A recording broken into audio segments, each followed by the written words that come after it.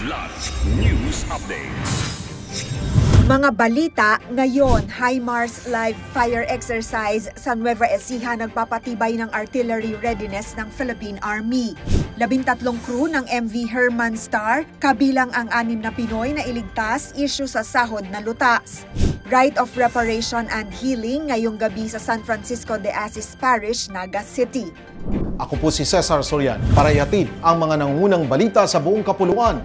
Ngayon, ipinamalas ng Philippine Army Artillery Regiment at United States Forces ang kanilang pinatibay na taktikal na ugnayan sa High Mobility Artillery Rocket System o HIMARS live fire exercise sa Palayan City, Nueva Ecija nitong June 30, 2025. Tinaguri ang Operation Spartan Strike, tampok sa drill ang lumalawak na kakayahan ng Artillery Regiment sa fire support operations at isang mahalagang yugto sa Philippine-US Defense Cooperation sa ilalim ng Salaknib Phase 2 Training Series.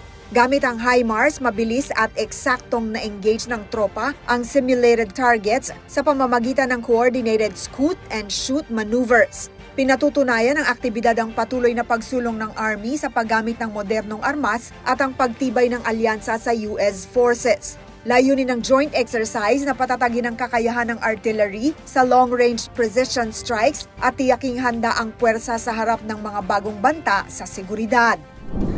Naresolba ang halos 3 buwang pagkaka-stranded ng 13 crew ng MV Herman Star sa Iloilo Strait matapos ang matagumpay na negosasyon sa pangunguna ni Iloilo City Lone District Representative Julien Jam Baronda, katuwang ang DMW, OWA at iba't ibang ahensya ng gobyerno. 6 sa mga crew ay Pilipino, kabilang ang 4 na Ilonggo mula Bacolod, Estancia, San Joaquin at Tigbawan. Sa 5 oras na pag-uusap, nagkasundo ang ship captain, may-ari ng barko at crewing agency na bayaran ng mga naantalang sahod ng crew. Bukod sa sahod, tumanggap din ng tig 100,000 pesos cash aid ang mga Pinoy crew mula sa DMW at OWA. Pinangunahan ni OWA Administrator Yvonne Kaunan ang operasyon kasama ang Bureau of Immigration, Customs, Marina at Philippine Coast Guard na nag-deploy ng 3 seaborne asset para sa rescue. Nagpasalamat ang mga opisyal sa mabilis na aksyon ng Pangulo at DMW sa insidente. Sensitibong balita. Nakatakda ngayong gabi July 2 ang Right of Reparation and Healing sa Parish Church of San Francisco de Asis bilang tugon sa trahedya sa loob ng simbahan kamakailan. Ayon kay Father Darius Romualdo ng Archdiocese of Caceres, layunin ng seremonya na maibalik ang kabanalan ng simbahan at magbigay ng espiritual na paghilom sa komunidad. June 29, linggo ng gabi matapos ang misa, winakasan ng 18 taong gulang na individual ang kanyang buhay. Agad na iniutos ng Archdiocese ang pagsasara ng simbahan at pagsuspinde sa misa o anumang liturgical celebrations simula noong June 30 alinsunod ito sa canon law bilang panahon ng dasal at reparation.